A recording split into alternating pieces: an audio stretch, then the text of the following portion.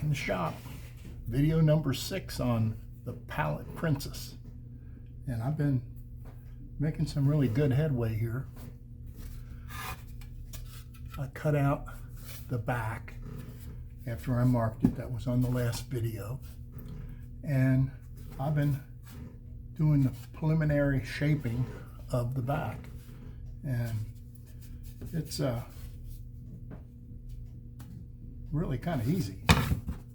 And most of the work I've been doing with a plane.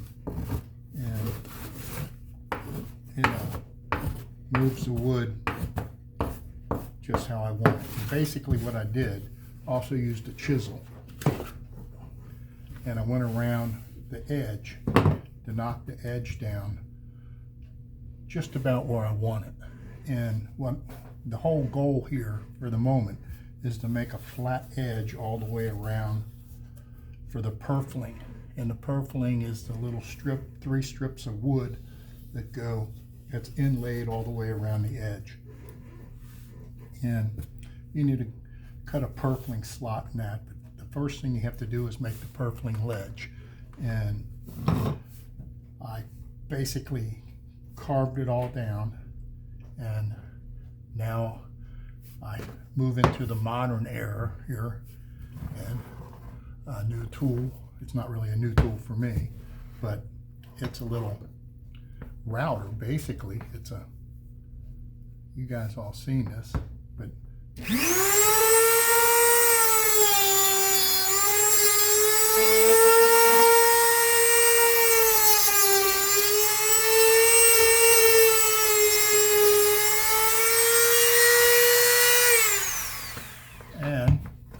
see, probably can't see it from there, but it makes a perfectly flat ledge going all the way around. That is the thickness. Actually, I got to take it down another 1/2 millimeter to get the final thickness for the edge, but I do that all by hand. And that's when I'm finishing the edges. But right now, it's I have my purfling ledge, and basically I have to blend all that in now with the shape of the top. And that's just chisels and planes and templates.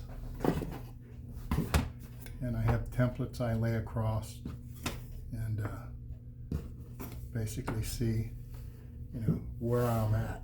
And it really don't have too much farther to go with the edges. I just got to knock down these ledges and that, and that should be, and it's got here and here. That has to come down quite a bit, and that's what I'm going to be doing. And I have a table I put it on.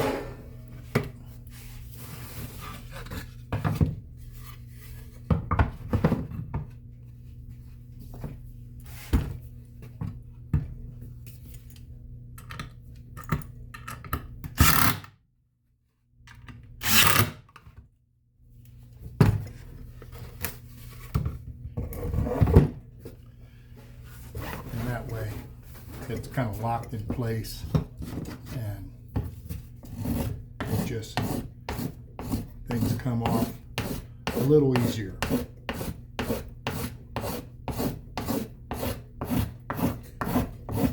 But as you can see, this pallet wood is not really the hardest wood I ever worked with at all. It's pretty soft. So I'm going to have to treat it somehow to stiffen it up.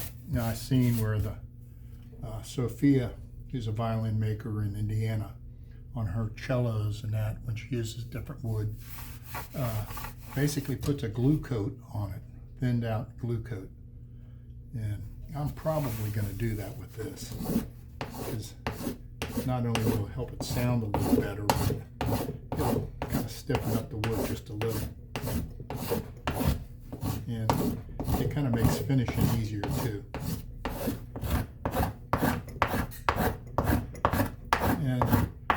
guys wrote on one of the comments that he finds these videos relaxing, and I'm glad to hear that, because you wouldn't have the sound of the plane on the wood.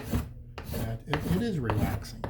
And I find it tremendously relaxing. I did have one little mishap when I was carving out the groove with the chisels, and that a little piece of the point broke off, and I saved it. It's just a small piece.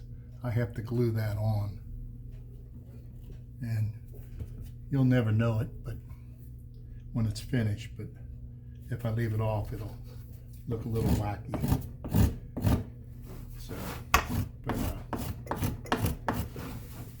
that is where we stand with Pallet Princess.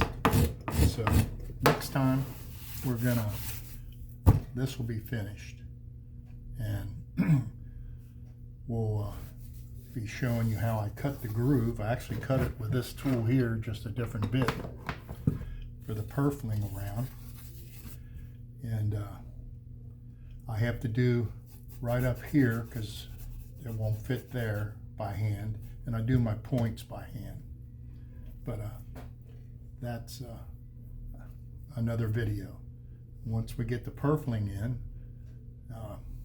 we'll trim that to size, and then there's a little, it's like on the edges there's just a little dip. We'll carve that in, flip it over, and we'll scoop out the back, and then we'll start trying to tap tune it and see how this piece of wood sounds. So that's all I got for this time. So if you want to win this violin, like, subscribe, and comment. Got to comment, otherwise I won't know who you are.